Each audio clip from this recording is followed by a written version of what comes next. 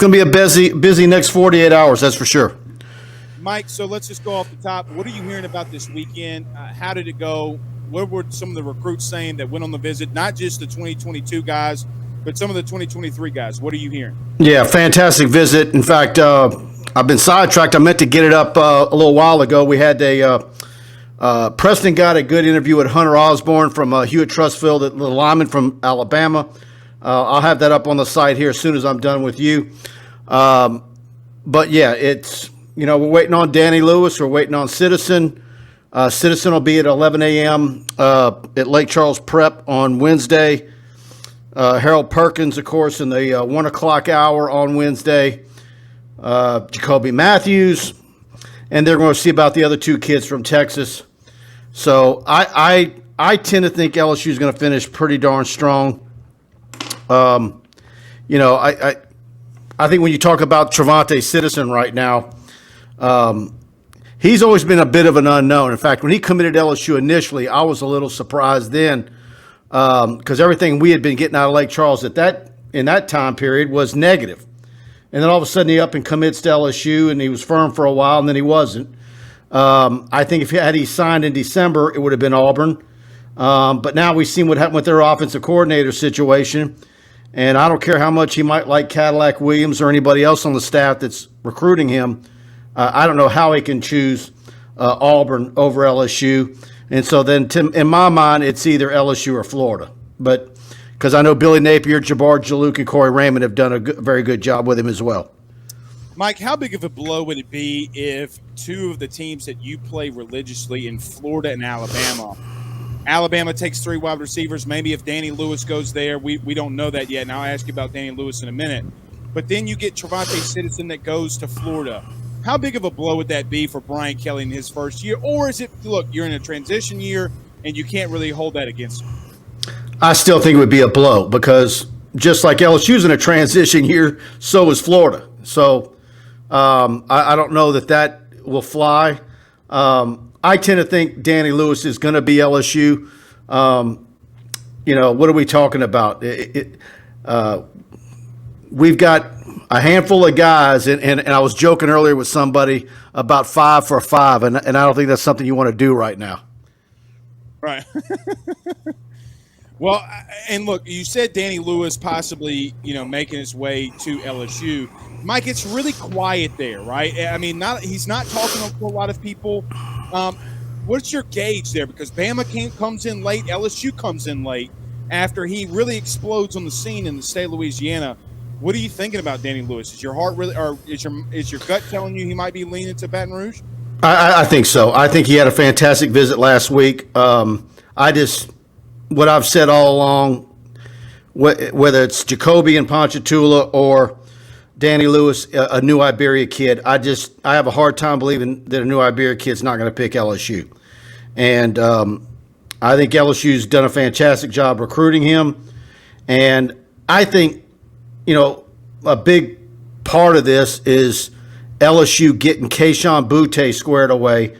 And Kayshon Boutte, of course, is a guy who's 3-4 years older than Danny Lewis. And so there we are. That's how it's supposed to look. Yeah, there we go. So yeah, I like LSU's chances with him. I haven't. If you said I'm put some predictions in tonight, I'm putting Danny Lewis is to LSU. Okay, well there you go. I mean, Mike, we literally have a lot of questions in here. Fine, but Brandon Reese, obviously, Brett just asked about Danny Lewis, so that's some really good sign for Tiger fans. Because Mike, I mean, look, I go into these Twitter spaces, and a lot of fans, I mean, you don't really know where he's leaning in. So that's some really good news. Well, you know what? I think the way this thing's going to play out on Wednesday, and with the high school kids, and then you're going to say, okay. Someone asked me the other day, Mike, how would you rate this class? Well, look, you can separate them out if you want, but I think overall you need to include your transfer kids. To me, that's the bigger picture. So the only thing that's preventing me right now, and thinking that LSU is going to get, 2, 3, 4 of these guys on Wednesday, high school kids. The only thing that's preventing me from saying, and I'm saying this, losing Aaron Anderson and Shaz and Kendrick Law. The only thing that's preventing me from saying that this is an A an A class between high school and portal kids is a center. And so, but to me, you're not going to, to me, we probably shouldn't be, we shouldn't be ranking classes until August, because there's going to be some centers out there after spring football and after the spring semester. Right. And Mike, I mean, because, and there's questions firing in here. I think Blaine asked in here, and there's so many comments flowing by, but I mean, do you, even if they hold a couple spots open at the end of the spring, but Mike, there are a lot of people asking about, is there any surprise commits coming this week? But look, two guys that we really don't know a lot about, and Jalen Davis. Well, I shake my head. There's no surprise commitments. I think there could be some 23s that happen real quick after signing day. Okay. So, Mike, so what you're telling me when you say that, at least the way that I hear it, is that BK and the staff has really made up some serious ground over the last 2 weeks. Am I taking that the right way? I think there is a lot of ground still to be made up with the 23 class, because they are so focused on finishing out this class. It was said to me, Mike, we've got to make sure that we have a team that is as good as can be that we can field for next football season. That is the highest priority right now. Mm-hmm.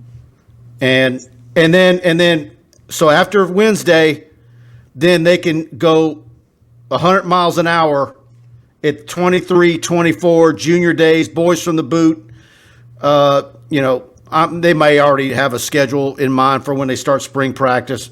But I think it's going to be nonstop around the clock. Then we've got that NIL thing coming up, that meeting that they're putting together. So right. I think it's going to be fast and furious after Wednesday. So, Mike, the Jalen Davis Robinson and Caleb Douglas, two guys that we hadn't heard a lot about, two guys not from the state, but how do you think that they end there? Do you see them getting one of those two guys? I like LSU for Davis Robinson, Waxahachie. LSU over Oregon and BC. Caleb Douglas, I'm tending to think that that's Florida. Mike, but that's an LSU Florida battle. But you're also talking about a wide receiver. I don't know where that crushes LSU. Right. I think LSU's fine at wide receiver. Mike, I brought this point up earlier, and I want to get your thought on this, because a lot of these guys, it does seem like that there's an LSU Florida battle. Harold Perkins, maybe Jacoby Matthews, and others. What we haven't heard, though, is a lot from Texas A&M. Mike, I'm not naive enough to think that they're just going away and not going to do anything. Do you think there's some way that Texas A&M gets in this mix with one of these kids and maybe pulls a rabbit out of the hat Wednesday? Well, I tend to think LSU is a school for Harold Perkins.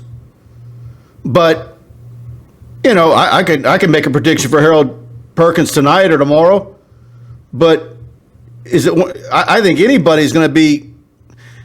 I think if you're an LSU coach or any school that he tells tomorrow night, Coach, I'm signing with you tomorrow. How many of those are going to sleep well? I think they're all sitting there waiting for that fax machine to believe it. Mike, is that something interesting that you, with the day and the times that we have, that it's still through a fax machine? Like, you would think with everything. Look, Mike, you're 30 miles away from me currently right now. We're doing a live show with over 700 people in the chat. Do they really sit there and still wait for fax? But is that even how they do it now? I don't even. I mean, they might just be taking photos with their cell phone of the signed paperwork. I have no idea. Well, somebody said one time during COVID they did like a DocuSign because of the transaction of paper. Well, DocuSign works for the IRS, so I'm assuming it can work for the NCAA. Well, look, please don't audit me, IRS. I'm not doing anything wrong. I just don't want to go through the hassle. Mike, I had a little rant earlier, and you know how I am. I get a little flustered sometimes, but I really didn't understand the whole like guys like Lane Kiffin and Brady Quinn freaking out over the Brian Kelly dancing video. But Mike, you've got over 10 million views now on the Gritty and the Danny Lewis stuff. I mean, yes, can it be cringeworthy? Maybe, but I mean that's views. You're putting LSU was the talking point this weekend because of Brian Kelly. How did you?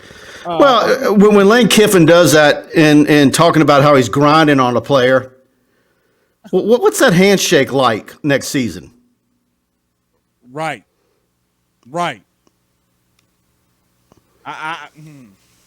Well, and we really don't want to talk about Lane Kiffin grinding on. But you know what? I will say this: Brian Kelly's got a pretty good sense of humor, a darn good one.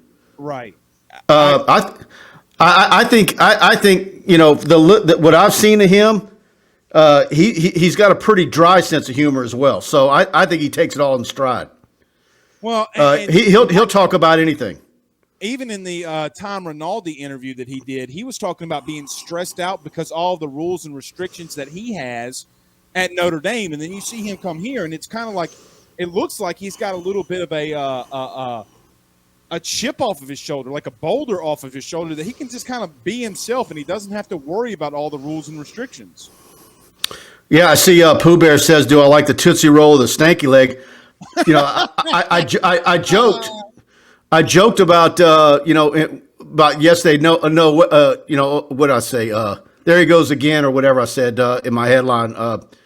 Now he's doing the gritty, and so I'm like, well, what's next? Do we go backwards to the floss? Are we going to? Is he doing the freeze? What's the other line dance that with the risque lyrics? I mean, does he do a Cupid shuffle? Does he do the Footloose? I mean, what's next? Yeah. Does he dress up as Kevin Bacon and do the Footloose? Yeah. What's the Ricky Martin? What's that one? La Vida Loca. Right. I mean, hell, Mike, if we want to get really real with it, I mean, or Psy, Gangnam Style. what would you do for Brian? That's my vote right there. I want to see him do Gangnam Style next. That's the one I picked. I kind of wanted to do the Macarena, or YMCA. But hey, the Macarena will be the easiest for him. You never know with white boy rhythm. He can find a way to mess it up really quick. Yeah. Mike Scarborough from TigerBait.com. Guys, go subscribe there. There it is. Stroking. That's the one. What is it, Clarence? What is that song? Rob says stroking. Oh, stroke it to the east. Yes. There you go. Some people that's come on, man. We ought to all know that one. That's a staple in almost every Louisiana wedding. Oh God. Well, Mike, just to end it here with you, we got one more question for you. Look, it's going to be a big day Wednesday. And you did talk about, and I didn't really elaborate or get you to elaborate. You said that the only thing that you wouldn't put on this class to be an A is a center. Taking that out for just a second. But don't you believe they're going to get a center? Yes, I do. Or Mike. I mean, because here's the question. I don't like what's on the roster right now at center. Okay. Well, I know you'll argue with me. Well, I'm not going to argue with you here, but here's what I will agree with you, Mike. They don't have a traditional center, but my question would be there was a kid from Virginia that went into the portal that went to Ohio State. I do wonder why they didn't entertain him, but nevertheless, maybe I guess we'll see. Mike, to end this, do you think that what puts a bow on this class? I mean, is it just the center, or is there another position of need that you see that maybe going into the spring that they can add somebody that would put a bow I like the defensive help. And certainly you get another running back, but that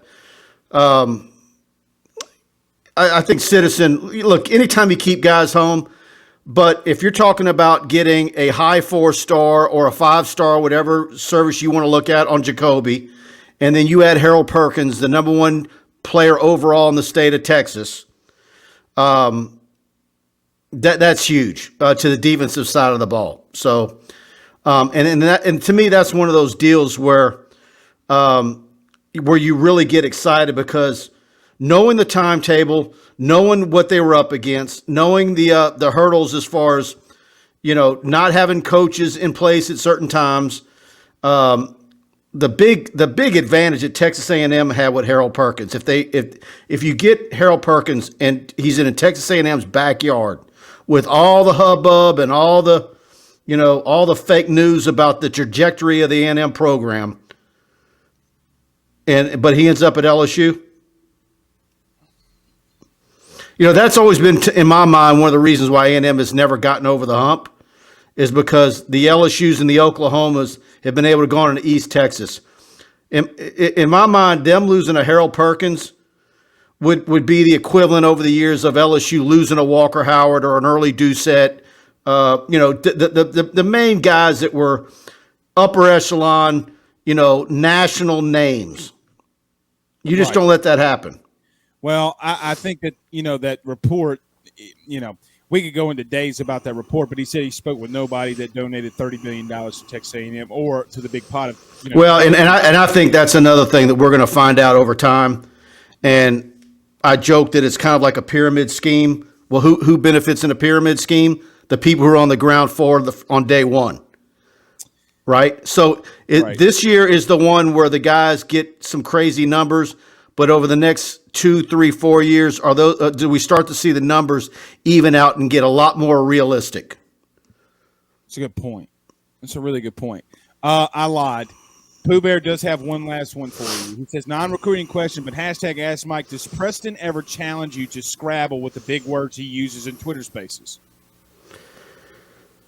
I'm going to lay off that one. Oh, come on. You got to do it. No, because then I'm a hammer Preston. That's what's going to happen. He's going to get mad at me. All right. Well, we won't let you do that. Mike Scarborough, Tiger Bait, that guy. Guys, it's my first stop every morning when I wake up. I go there. Mike, tell them everywhere. They know where to find you, but just in case anything, big National Signing Day coming up Wednesday. What can they expect? Where can they go and find you? That's it. Go to tigerbait.com. Follow us, LSU Tigers on Tiger Bait. By the way, tomorrow night I'm going to do a pre signing day eve show, and then we're going to do a second show Wednesday night. Sanji's going to be with me, so we're going to be doing 2 nights in a row. I don't know if I'm going to be going same time as you or how that's going to work out, but either way, with YouTube, it doesn't matter. We're fine. We get a lot of our views after the fact, so everybody can watch everybody's show whenever they want. So. But, we're going to do 2 nights in a row. And so as soon as I hang up from you, I've got to put that Hunter Osborne deal up. That's going up. Preston did an interview with him. It's going to be really good. And I got a big deal tomorrow coming. I've got an interview with Kendall Rogers from D1 Baseball. And we're going to be talking LSU baseball tomorrow with him. And so go to Tiger Bait, subscribe, and sign up for our text alerts, because whatever you're doing on Wednesday, if you're in a meeting, whatever, I'm going to send you a text alert as soon as we get the word on each of the recruits left on LSU's board. There he is, the man, the myth, the legend himself, Mike Scarborough. Thank you so much, my friend. We'll talk again soon. All right, guys. Good night. I really appreciate Mike.